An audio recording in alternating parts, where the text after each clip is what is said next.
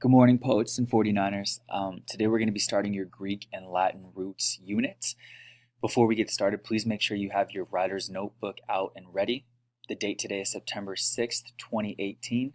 You might even want to put this title that you see on the screen there, Greek and Latin roots. Why should I care? Now, the biggest thing to walk away with today is the understanding that Greek and Latin roots and why we study them isn't just so that we can memorize a bunch of words. I mean, that's great too, but it's really about the transferable skill. So what does that mean? To transfer means to shift from one to another, to give from one to another, to exchange. And what we're exchanging is that skill, that knowledge set that you have and that you'll walk away with hopefully today. And you'll be able to look up different words or see different words and start to make connections. You'll start to see some of these root words everywhere. That's why we call them root words. And rather than going to a dictionary or brushing it off like, I don't really care about this word anyways, you'll be able to apply that skill with words that you've never seen before to make educated guesses. That does not mean you are going to be successful 100% of the time, but it's a heck of a lot better than you just brushing it off, like I said, and moving on with your lives without really knowing what you're doing. So let's get going. First question is simple. Have you ever come across a word that you don't understand while reading? For me, it happened all the time when I was in school. But I didn't really get taught Greek and Latin roots. I was told circle the word, go to the dictionary, look it up. And then what happens a couple months later? Completely forgot what that word even meant. Greek and Latin roots would have been a great thing to have learned, because then I would have been able to have taken that skill and to have applied it in any context, science, history, English, even math sometimes, right? That's what we're going to be getting into today. And if you are worried, don't be. We have something to help. And we call that Greek and Latin roots. Now, roots are word parts that have meanings, but usually cannot stand alone. So if you just saw this root word by itself, it would look like gibberish, like somebody was misspelling a bunch of words. So you got to think of a root word as having to be attached to something else. Sometimes they combine with other roots to form words. So you have one root word, you got another root word, shove them together. Sometimes that's going to make the perfect, most obvious definition. Put it off to the side by itself, not going to be so clear. If you want to go ahead and write some of these root words down off to the side just to kind of get your mind going and maybe familiarizing yourself with what you learned last year, go ahead and pause this video and take a look at some of the roots and some of the definitions. That first one should be blatantly obvious. I've been told that to say good in Spanish is bueno. Now, in Latin, it's bene. Same thing in Italian. We get a lot of these Spanish words, a lot of Italian words from this ancient language called Latin. It is considered a dead language. Not that somebody murdered it, but nobody really uses this anymore. But we still use the words.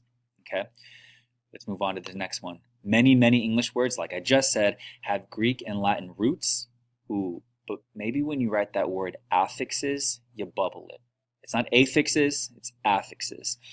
By becoming familiar with them, you're literally going to be able to unlock the meaning of a ton of words. And by a ton, I mean like hundreds and hundreds of words. So let's backtrack. You have roots, separate word parts. And then you have these things called affixes. And we start to pair these together and we come up with a lot of the words that we already know, but maybe we didn't even realize that they were Greek or Latin roots. Let's take this first example. Audience. Okay, you've seen this word in a ton of places. You've actually been in the audience, especially if you were listening in on a lot of your classmates presenting during our first Writers Workshop publishing party. You were in the state of listening. At least I hope you were. The root aud, A-U-D, means to hear. Now, if we just had what's up in red letters by itself, would mean nothing. The word I-E-N-C-E, it's a nice ending. I'm sure you've seen that in a lot of other words. Conscience, science. But by itself means nothing. Shove them together and we have a group of people that are ready to listen. But then take a look at that root one more time, A-U-D. Some of you are thinking, audio. Yes, that's the same thing to hear. I'm blanking on a lot of other examples right now, but that is a very quick sort of way of understanding how roots can be paired up with maybe some endings that don't necessarily make sense to create an entirely new meaning. Let's go to this next one. You've seen this word before. Motion. Now, obviously, motion means movement or action through some sort of gesture.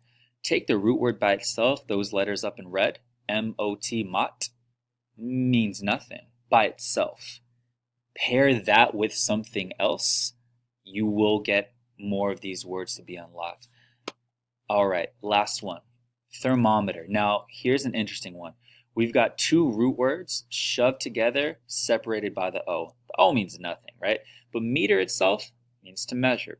All right, like a meter stick. Therm means heat. So a thermometer doesn't measure how cold something is. That wouldn't make sense, right? Like you don't ever go to Mr. Perez or Ms. Carranza in the office and ask to go ahead and get a thermometer because you feel very cold. That doesn't make sense, right? You put those two together and now you're unlocking new meanings.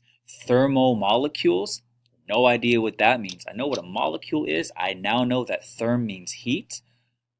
Thermomolecular, whatever it is in science, I'm not smart enough to know that. I'm starting to get a better educated guess as to what that could mean.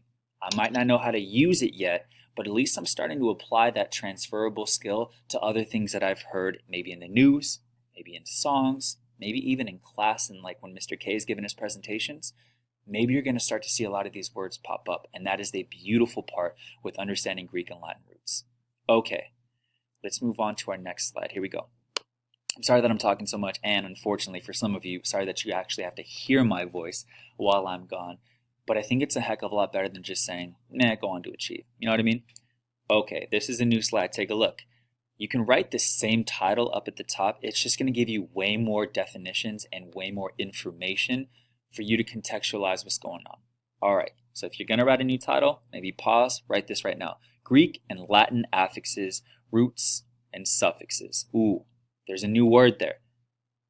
You saw affixes on a previous slide. I don't know if you saw the word suffixes, so let's break that down. Okay, word parts. There are two different kinds of word parts, the affix and the suffix. An affix is a word part that can be attached to either a root or a base word to create a new word. We already went over that. A root, like we said in the previous slide, is just a word part of a language that comes from either Greek or Latin. This is not the trick part, but the tricky part.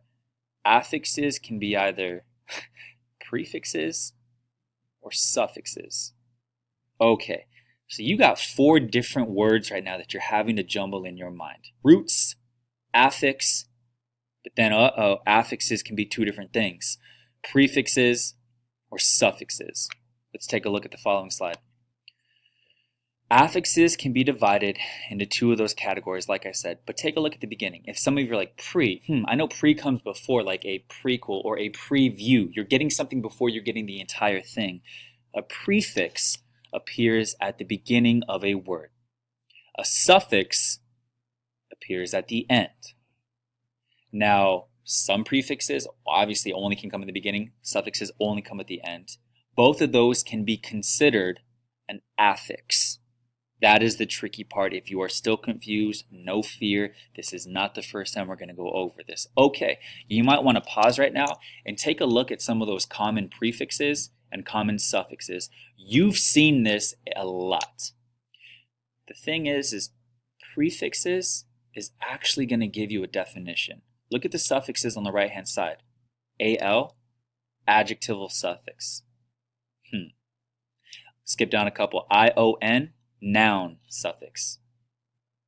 That doesn't make sense because you need to pair it with other roots and with other prefixes before you can get an entire word. So don't worry about getting confused with the suffixes. You've seen these before. I just don't know if you knew that actually gave away the part of speech, whether it's a noun, a verb, an adjective.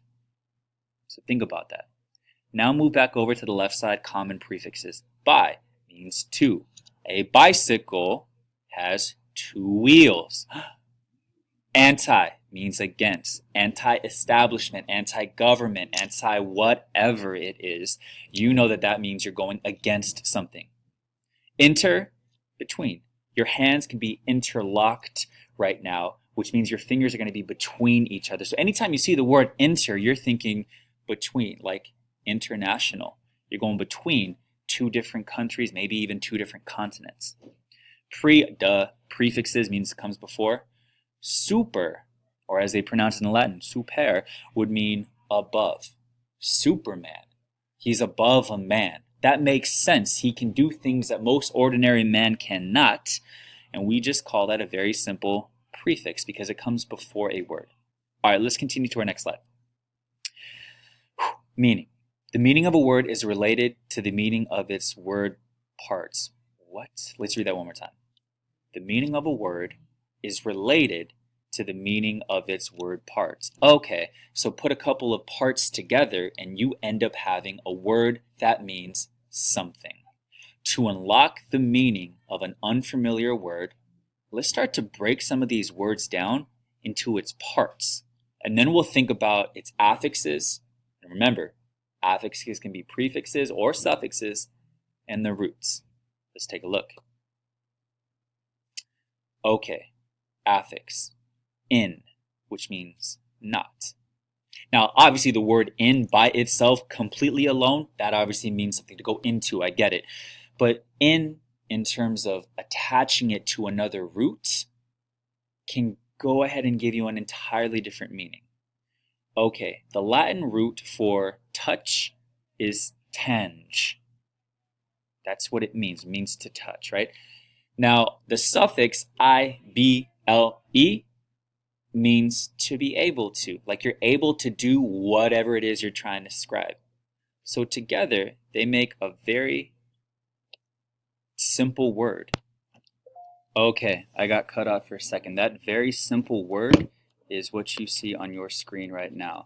The word is intangible. So take a look. You might even want to go ahead and bullet point just as you see right here. For example, one can analyze the word intangible using the chart shown previously, or you can literally just start to break this down on your paper. If you were to go ahead and put the prefix in, which means not able to, the root tange, which means to touch, and then the suffix ible, able, not able to touch something, intangible. I think we already gave you that description of your soul being an intangible thing. You cannot physically grasp onto that. It's not a physical thing. Happiness, intangible. Now, a step farther would be this. If we're talking about Greek and Latin roots as a transferable skill, then you need to start thinking about the word the prefix in meaning not. Take that away from the word, and now you're still left with a root and a suffix, which gives you an entirely different meaning. That meaning is tangible. If intangible means that you cannot touch something, then that means tangible has to be something physical. The pen that you are literally writing with right now is a tangible object.